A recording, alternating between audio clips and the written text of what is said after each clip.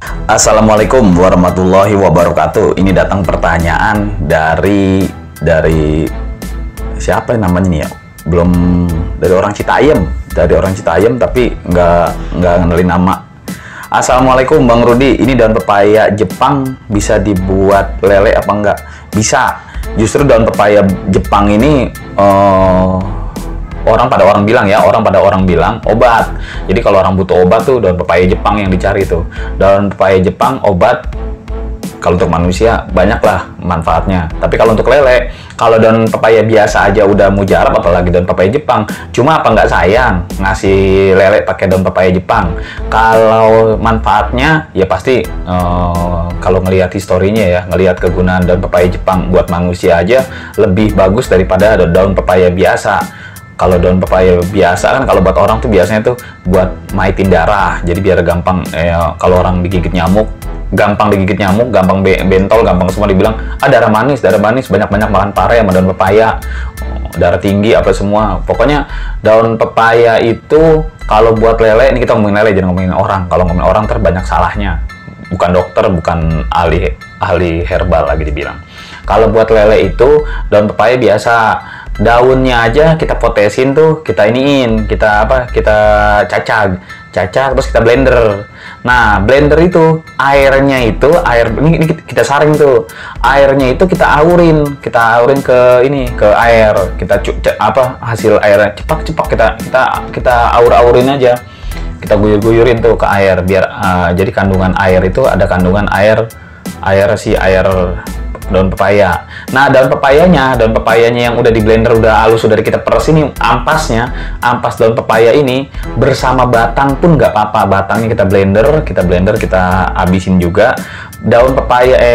Ampas daun pepaya ini bersama batangnya itu kita bibis sama pakan yang udah kita bibis pakai probiotik, kita tambahin lagi sama ampas daun pepaya nih. Tetep kita nebin, diemin, bibis, apalagi bahasanya itu selama 10 menit. Begitu dia udah nyatu, kita kasih ke ikan. Jadi kan ampas-ampas daun pepaya itu tetap dimakan. Ibarat kata jamunya si ikan lah, herbalnya lah, buat antibodi, anti penyakit semuanya. Nah, tuh kalau penanganannya, step by step penanganannya.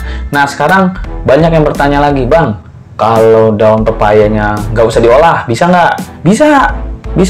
Daun pepaya, mau daun pepaya Jepang, mau daun pepaya biasa, bisa. Tinggal potes-potes ini batangnya lemparin ke ikan, ke kolam. Ntar dalam waktu nggak lama lah, dalam waktu sekitar lama juga sih kalau ditungguin, kadang-kadang lama soalnya makannya pelan-pelan ikan. Tapi intinya ntar begitu kita udah kemana begitu kita lihat lagi itu batang pepaya tinggal jarinya doang, jadi daunnya habis, tinggal jari-jarinya doang. Nah, jadi itu beberapa manfaat daun pepaya, cara penanganan daun pepaya buat ikan. Kalau manfaatnya, nah ini yang banyak orang selalu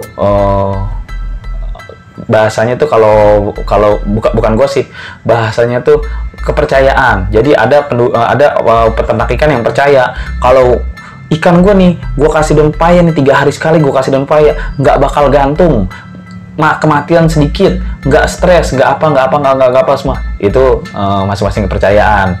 Ada yang bilang, wah kalau udah mulai gantung baru dikasih daun pepaya. Ada yang bilang daun pepaya itu pokoknya buat antibodi, antipahit, antibodi pokoknya, jamu herbalnya. Pokoknya kalau udah pakai daun pepaya kayak macam-macam Aeromonas apa itu nggak bakal masuk, bakteri-bakteri nggak bakal masuk.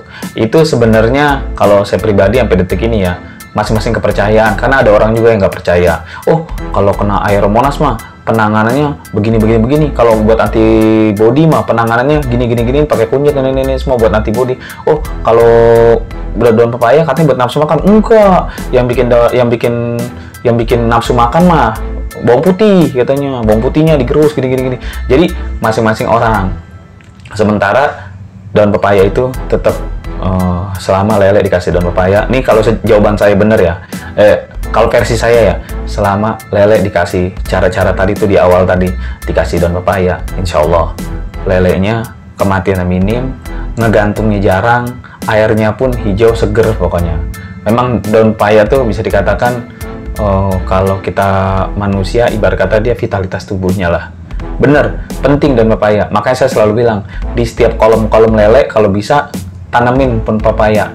Kalau ternak lele nggak ada daun pepaya, ibarat kata apa ya? Ada yang kurang. Kalau kata orang sekarang nih, makan nggak ngerokok gitu, bahkan nggak makan orang wudhu, enak. Ada yang kurang, pokoknya ada yang kurang. Gimana sih kalau kita habis makan nggak ngerokok, kan kayaknya ada yang kurang. Bagaimana sih kalau kita ternak lele kita nggak kasih daun pepaya, lah begitu juga rasanya. Kayaknya ada yang kurang aja. Salah mah nggak ada yang salah, nggak ada yang salah. Tapi ada yang kurang, gitu aja. Ya gitu aja pemirsa ya. Jelas ya masalah daun pepaya, masalah jenisnya daun pepaya Jepang atau daun pepaya biasa itu Jepang lebih bagus. Kalau versi saya Jepang lebih bagus karena untuk obat manusia juga Jepang lebih banyak. Masalah daun pepaya Jepang obatnya buat apa? Cari aja di Google. Banyak banget itu dah. Banyak banget. Ya penyakit ini, penyakit itu banyak lah pokoknya. Kalau buat manusia aja lebih banyak manfaatnya apalagi daun pepaya biasa gitu kan. Iya bener. Daun pepaya biasa aja banyak manfaatnya buat lele apalagi daun pepaya Jepang. Cuma kan harganya sama langkanya lebih langka daun pepaya Jepang. Ya gitu aja pemirsa ya. Berbagi nggak pernah rugi kalau nggak pernah berbagi. Kalau ada yang mau bertanya atau apa, cantumin di kolom komentar. Tapi kadang saya nggak sempat baca. Mohon maaf nih, ratusan video ngebuka atu-atu kan susah. Udah gitu komennya ya yang menghujat, yang memuji, ya masing-masing lah. WA aja. Kalau sempat saya baca, sempat saya jawab. Tapi saya usahain, saya respon. Cuma agak lama. Sehari itu bener-bener WA yang masuk tuh bukan cuma 1-2 pesen.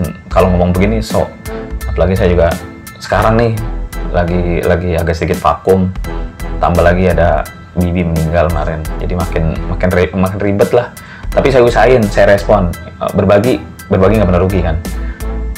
Usikum mana masih bitaqwallah, dan saya berwasiat kepada kalian semua, juga kepada diri saya sendiri yang selalu salah ngomong, salah kata, salah ucap, banyak salah, dan saya minta maaf aja.